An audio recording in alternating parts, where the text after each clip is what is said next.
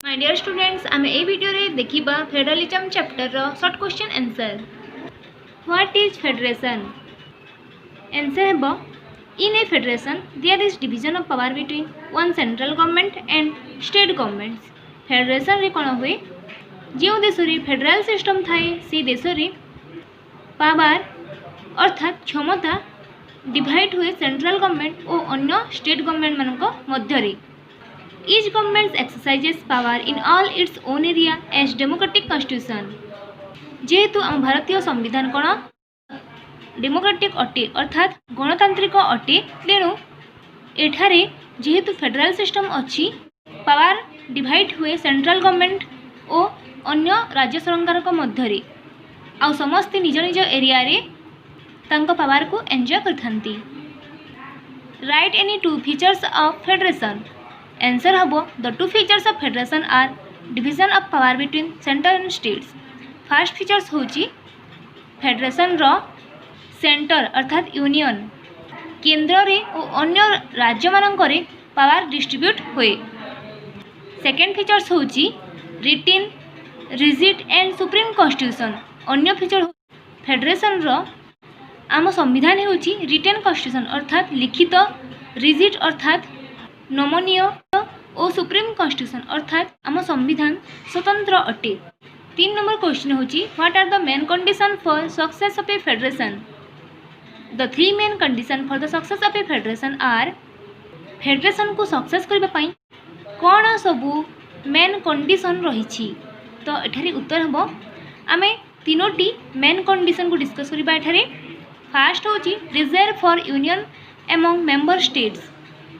जहाँ सबू स्टेट रही गोटे देश रे समस्ते यूनियन को केंद्र को मानि चलवा उचित और केंद्र सरकार मध्य अन्य सबू राज्य सरकार को डिजायर अर्थात इच्छा को फुलफिल करवा उचित। सेकेंड देखंतु political maturity and educated citizenship. Federation रो अन्य कंडीशन होची पॉलिटिकल क्षेत्र में समस्ते मैच्योर हेबार उचित। राजनीतिक क्षेत्र में समस्त बुद्धि थिबा उचित समस्ते पार्टिसिपेट करवा उचित डिबेट आउ डिस्कशन हेबा उचित और फेडरेशन स्टेट रे अर्थात फेडरेशन देश रे कोन हेबा उचित समस्त सिटीजनशिप समस्त नागरिक एजुकेटेड लिटरेट थिबा उचित पढ़ा लिखा थिबा उचित। 3 नंबर कंडीशन देखंतु similar political structure and equality of all state of the federation.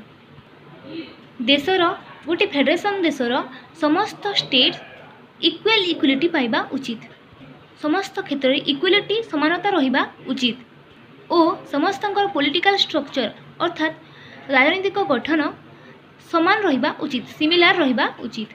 4 number question देखंतु which states have been given special provisions in Indian constitution. क्यों सबू राज्य मानक आम भारतीय संविधान रे स्पेशल प्रोविजन दिया जायछि अर्थात स्पेशल किछि मान्यता दिया जायछि।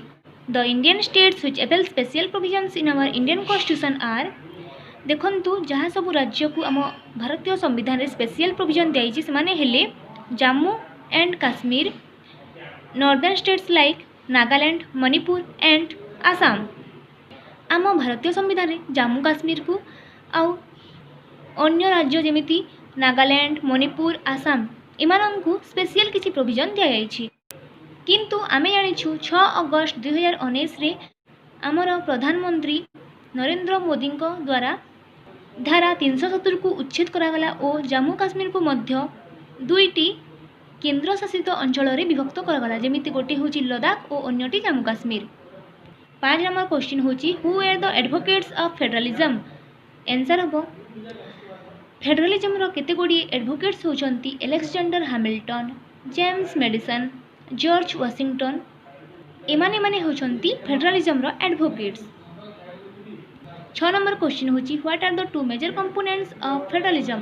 फेडरलिज्म रो 2टी मेजर कंपोनेंट्स अर्थात मेजर पार्ट कोन कोन। Answer the two major components of federalism consist of individualist construction of power and overreaching centralised power. Federalism रो 2टी मेन कंपोनेंट्स मेजर कंपोनेंट्स होची इंडिविजुअलिस्ट कंस्ट्रक्शन ऑफ पावर क्षमता को किपरि कंस्ट्रक्ट करिबा अर्थात क्षमता पावर को किपरि गठन करिबा आउ इंडिविजुअल मानक हाथ में पावर किपरि देबा आमे जानिछु आम भारतीय संविधान होची एक फेडरल और यूनियन कॉन्स्टिट्यूशन जेहेतु यह फेडरल एठारे कौन करा जाए इंडिविजुअल मानक हाथ में अर्थात लोक मानक हाथ में पावर दिया जाए and over reaching centralised power अर्थात केंद्र सरकार पावर को आमे ओवर रिच करि पारू केंद्र सरकार मध्य तांको पावर एंजॉय करथांती और आम पाई अनेक नीति नियम तैयारी करथांती जहाँ सब नीति नियम केंद्र सरकार तैयारी करथांती ताहाकू आमे समस्ते कौन करथाऊ एंजॉय करथाऊ।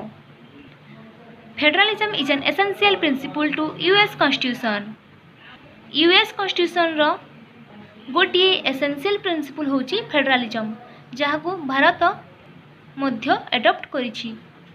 7 नंबर क्वेश्चन होची is India a federal country कौन भारत गोटे फेडरल कंट्री अटे answer hmm article 1 of the constitution describes India as a union of states भारतीय संविधान रो धारा नंबर 1 रे लिखा जाइछि जे इंडिया भारत गोटे यूनियन ऑफ स्टेट्स अर्थात भारत केते गुडी राज्य को नहीं गठित होइछि बोली कहा जाइछि।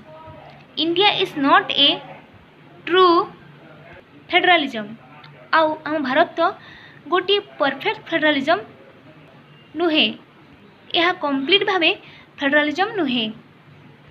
It combines the feature of A federal government and feature of A unitary government which can also be called non federal features आउ आम भारत रे फेडरल गवर्नमेंट भी अच्छी और यूनिटरी गवर्नमेंट भी अच्छी तेणु भारत को नॉन फेडरल फीचर्स रे शामिल करा जाए।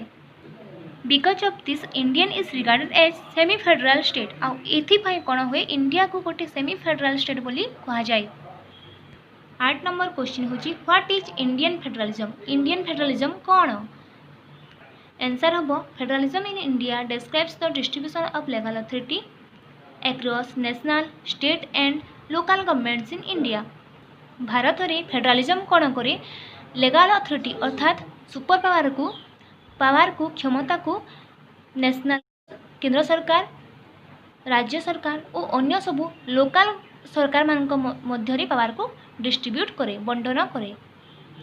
Part XI of the constitution specifies the distribution of power between union government and state of India ओ आमर संविधान रो भारतीय संविधान रो पार्ट 11 नंबर रे लिखा जाइछि जे पावर स्पेशल पावर डिस्ट्रीब्यूट हेबो केंद्र सरकार और अन्य सबू राज्य सरकार का मध्य रे।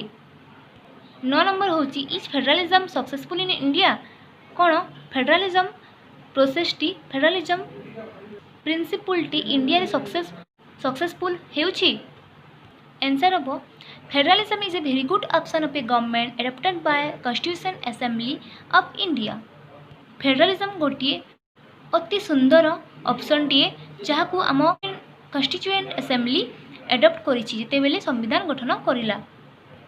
Federalism also develops a good sense of administration federalism पाई आमर एडमिनिस्ट्रेशन सिस्टम टी अधिक सुंदर भाबे हे पारुछि। India being federal but with a strong center balances the administration of the country and keeps the peace and unity among states, citizens and distinct culture. India गोटे भारत गोटे जनसंघीय राष्ट्र किंतु तथापि इंडिया रे कोन आमर जो केंद्र सरकार अछंती से माने स्ट्रांग अछंती केंद्र रे सरकार सब स्ट्रांगली अपॉइंट होंती आम भारत रे एडमिनिस्ट्रेशन सिस्टम टी अधिक सुंदर भावे बैलेंस हुए आउ इंडिया रे सबुले पीस अर्थात शांति और यूनिटी एकता रखी भिन्न भिन्न लोक माने भिन्न भिन्न धर्मर लोक माने एकता रखी आगे जाइथांती भारत रे डिफरेंट कल्चर लोक माने रहिले मध्य भारत रे कोन होय समस्त नागरिकता मध्य रे एकता रही थाए। 10 नंबर देखंतु what do you mean by federalism federalism is A type of government in which power is divided between national government and other governmental unit federalism गोटे एपरी टाइप गवर्नमेंट एपरी सरकार जो प्रोसेस रे पावर कौन हुए सेंट्रल गवर्नमेंट नेशनल गवर्नमेंट और अन्य सबू state government local government मध्य power distribute होता है। स्टूडेंट्स ये वीडियो रे आमे 10 टी शॉर्ट क्वेश्चन आंसर देखिला फेडरलिज्म रो एपरी अन्य सबू सर्ट क्वेश्चन आंसर तथा लॉन्ग क्वेश्चन देखिबा पई मो यूट्यूब चैनल को सब्सक्राइब करंतु, लाइक करंतु और कमेंट्स रे मते जणांतु।